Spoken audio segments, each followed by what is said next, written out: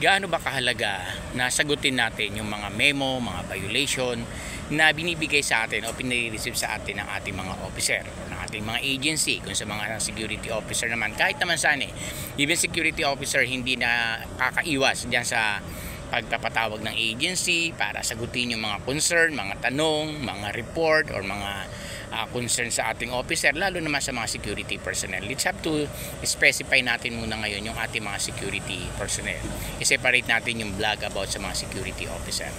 Bakit binibigyan ng mga violation or memo itong ating mga security personnel? Hindi ibig sabihin na kapag binigyan kayo ng mga memo, mga security personnel, mali na kayo.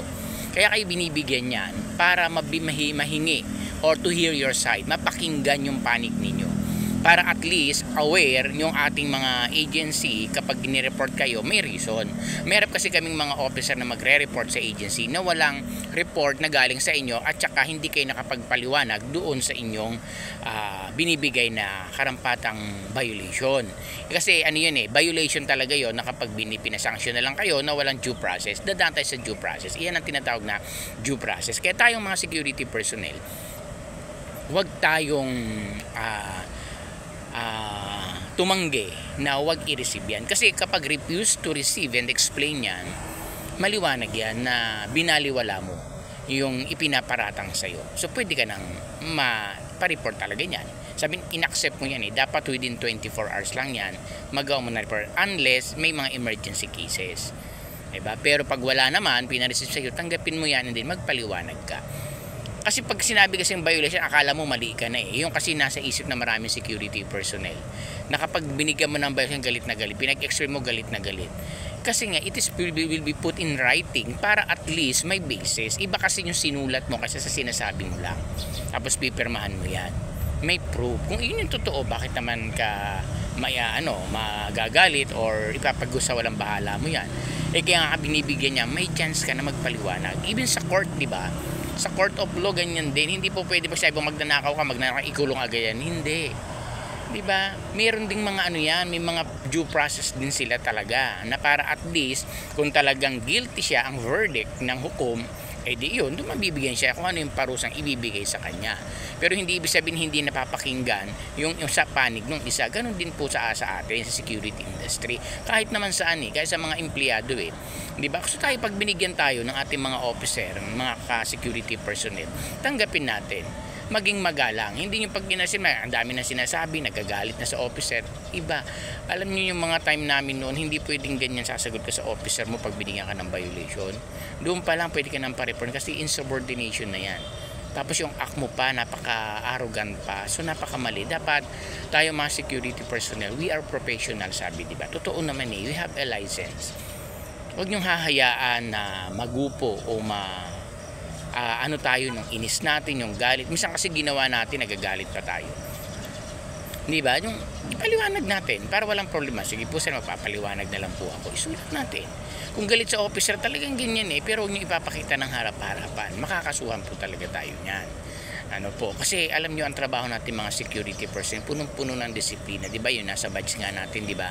3 salita ang nakaupit dyan. Honesty, discipline, vigilance, nakalagay sa puso natin, like kung sinuulit sa mga vlog ko yan, yet hindi natin na pa-practice, hindi tumatalab. Di ba? So dapat meron tayo noon. Kaya dapat pag binigyan tayo ng mga violation, sagutin natin. Doon makikita kasi security ka, paano mo ngayon i-handle ang sarili mo? Paano mo isi-secure ang sarili mo sa mga ganyang bagay? Kasi ito practice ito ng marami Kasi ikaw kaharap mo ang dami-dami mga tao, iba-ibang attitude, iba-ibang ugali. Nagka-problema ka. Paano mo i-defense yung sarili mo kung ayaw mo magsalita, ayaw mong gumawa ng report? Kung natatakot gumawa ng report, Tagalogin natin. Kahit ano naman yan Wala namang talagang perfect na report. Kung Tagalogin. Basta maibigay mo yung side mo, walang mali po doon. Huwag kayong kasi pag pumasok sa security industry, hindi ibig sabihin na wala ka nang gagawin. Punong-puno ng trabaho. Tayo kaya sabihin, hindi naman trabahong tamad ang security. Sobrang dami ng gagawin talaga natin. Akala nyo lang. Akala lang ng iba. Hayaan natin sila. We cannot blame them. Na sinasabing, gwardiya ka lang, trabahong tamad yan, hayaan po natin sila. dahil hindi nila alam ang trabaho natin, hindi pa nila susot yung sapatos natin. So ignore them, hayaan natin sila. Ang importante, ikaw, paano mo i-grow yung sarili mo? Pag may mga violation, gawin mo, explain mo. Pag pinareport ka sa agency, report ka, pumunta ka, explain mo. And then, kung alam mo namang mali ka, change. Huwag mo nang ulit-ulitin, huwag mo nang gawin ng gawin. Diba? Tulad niya, payday na naman. Kahapon, sumasahod ng 25 at saka 10 dahil nga holiday ng Monday, marami na naman sakit malamang ang mga gawin. Huwag natin gagawin po yun. Diba? Kumbaga, iayos natin kasi may mga kasama rin tayo na kailangan ding umuwi na hindi na mag-straight. Ano ba ngayon? Pinag-explain, ang daming sinasabi, nagagal. Pero kung tutusin, alam nila na mali sila. Accept. You have to accept. Ano mo acceptance? Mahirap gawin yan eh. Pero bakit mahirapan kung totoo? You have to accept. And then change. Humingi ng paumanhin, humingi ng pasensya. Diba? So, dapat yun ang gawin natin. Huwag laging iisipin, tandaan po palagi na kapag may violation ka na ipinareceive, mali ka na. Hindi po. Iyon ay isang first step para maipaliwanag mo yung sarili mo. Kung makita naman na may laman, there is a validity dun sa iyong explanation. Bakit naman hindi ka pwedeng payagan ng officer or ng agency na okay, sige, continue your duty and then next time paalam ka na lang ng maayos. Explain lang po natin at dapat po totoo ha. Huwag nyo magsisinungaling kasi pag nagkaroon ng counter-checking ang mga agency, mga officer, nagtanong yan, yung pala hindi ka pa nakapag-report, alam na yung reason, na prove na, iniintay na lang talaga ikaw ang magsabi to prove, mali pa, magkakaproblema ka niyan. Fabrication of documents yan. Diba? So, dapat po maging totoo tayo. Kung mali, humingi ng paumanhin. Kung binigyan ng sanction, tanggapin and then change.